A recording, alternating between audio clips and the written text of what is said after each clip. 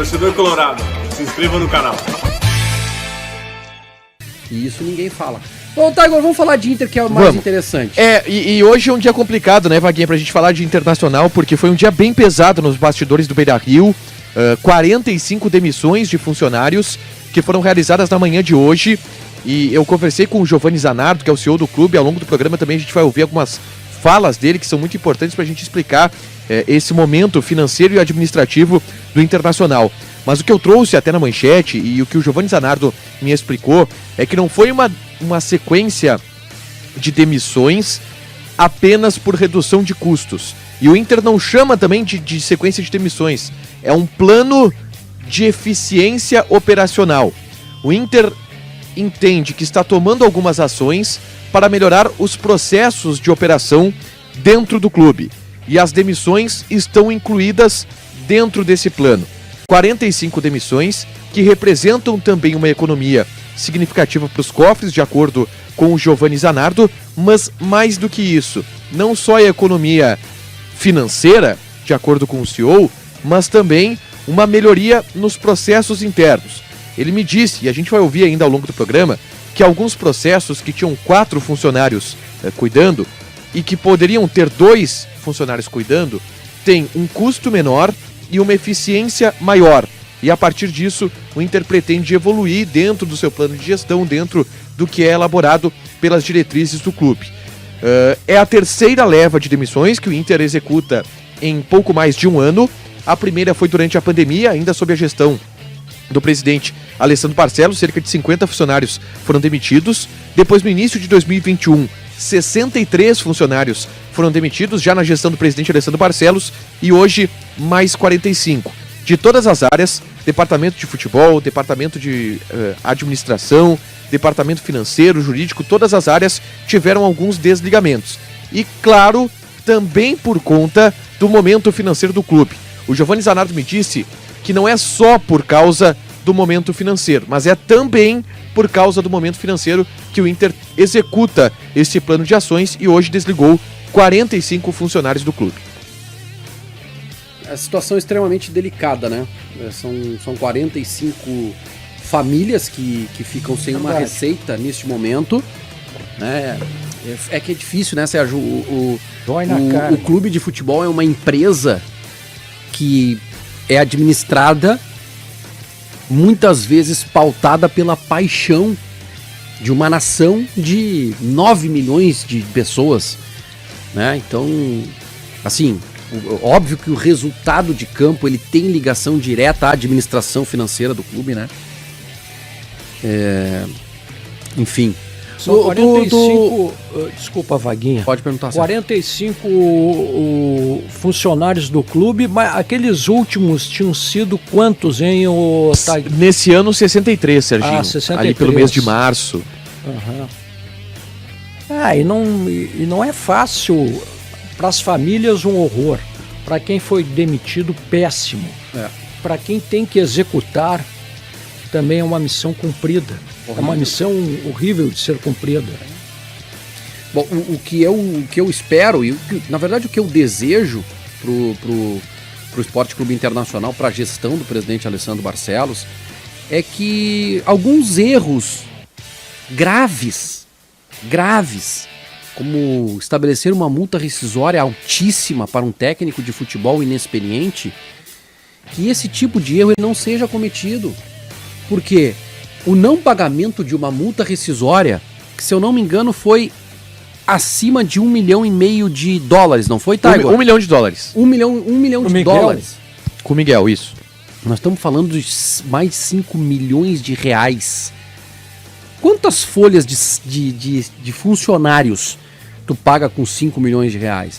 Então esse tipo de erro não pode ser cometido. Agora, o Inter atravessa uma das suas piores crises financeiras dos últimos 20 anos.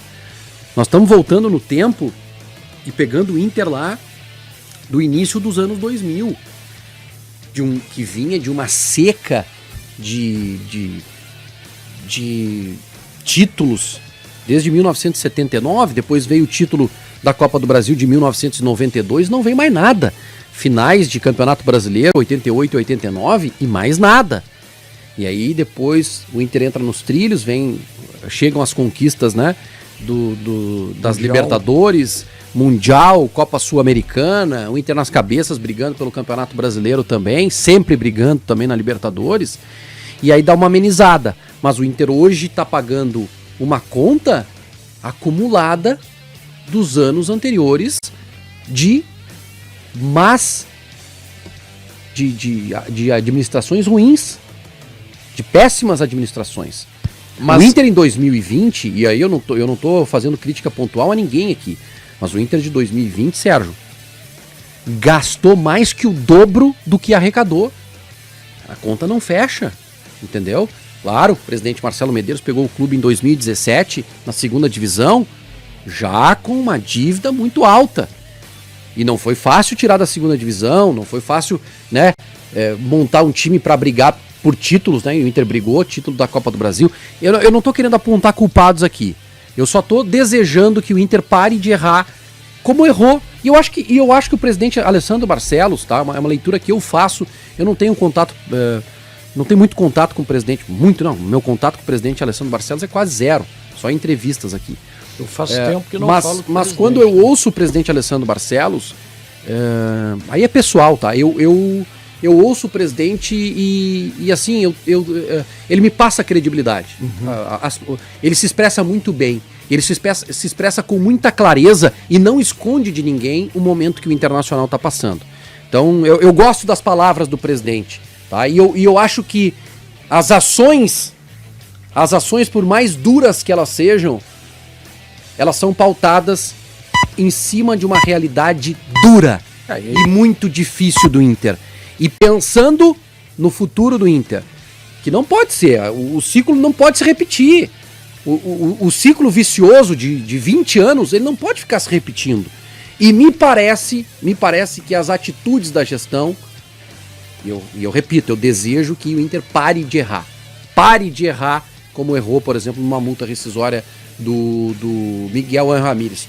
O Inter me parece que faz um processo mais seletivo de contratações, não está gastando, né, muito dinheiro, está estudando muito bem as contratações, acertou, por exemplo, na contratação do Bruno Mendes por empréstimo, tem o risco de jogador sair, enfim, são ações que o Inter faz que me passam essa confiança de que a linha de trabalho, ela é uma linha que pode não ter coração em alguns momentos, mas que pensa na saúde do clube lá pra frente. Tu achas que é inevitável?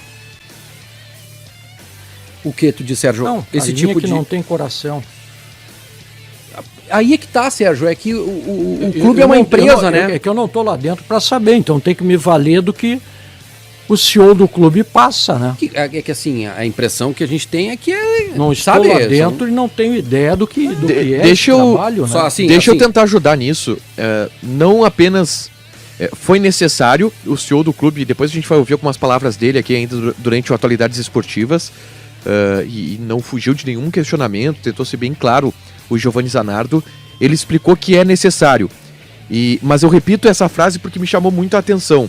Porque a primeira pergunta que eu fiz para ele foi: qual a relação entre as ausências de receitas que o Inter projetava e que não teve, qual a relação entre a dificuldade financeira do Internacional e as demissões? E ele me disse: olha, as demissões não foram só por causa da dificuldade financeira, mas foram também por causa da dificuldade financeira.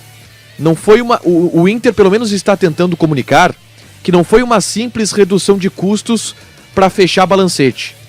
Foi uma ação para tentar melhorar alguns processos dentro do clube. Dar qualidade. Dar agilidade, dar maior eficiência. Se tu tem 4 funcionários cuidando de um setor e tu pode trabalhar com 2, vamos se trabalhar com 2, gastando um pouco menos e tendo uma eficiência em tese um pouco maior. Foi isso que o Inter tentou buscar, ou pelo menos está tentando comunicar que faz nesse momento. Tá bom. O futebol teve mexida. Teve mexida na comunicação. A gente perdeu, teve a demissão do Rafael Antoniucci. Bastante tempo no que clube, era assessor de imprensa do Internacional já há muito tempo, há 5 anos. Um abraço ao Um abraço pro Antônio Tucci, Dias, né? colega nosso aqui de Band. Sim. Profissional extremamente competente que certamente vai trilhar o caminho do sucesso aí após Sim. essa saída. Isso. Alguns profissionais do departamento de comunicação da rádio do Inter e além de outros funcionários de outros departamentos Quem também. responde agora pelo futebol, Gabriel? O Gabriel, ficou tudo com o Gabrielzinho Cardoso. Tá bom. 4h33, boa sorte a esse pessoal para uma nova caminhada. Logo, logo eles vão se recolocar. Tenho Serginho, certeza disso. E na sequência, tá, ainda um pouco sobre esse tema, eu questionei ao Giovanni Zanardo se dentro desse cenário é possível que o Inter contrate. E a resposta do senhor é interessante, a gente vai ouvir depois. Ok.